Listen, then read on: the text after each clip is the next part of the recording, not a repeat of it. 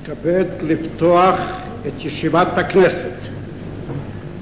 חברי הכנסת, ישיבה זו כונסה לפי סעיף 56א של תקנון הכנסת, לפי בקשת הממשלה והחלטת ועדת הכנסת מיום ח' בכסלו תשל"ח.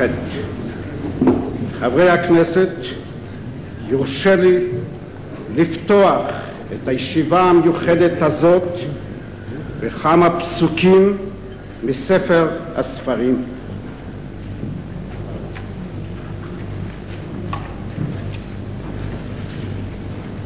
והיה באחרית הימים נכון יהיה בית השם בראש הערים, ונישא מגבעות ונהרו אליו כל הגויים.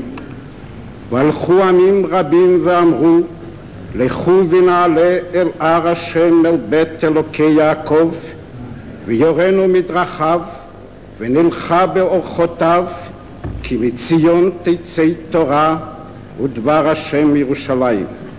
ושפט בין הגויים והוכיח לעמים רבים, וכיתתו חרבות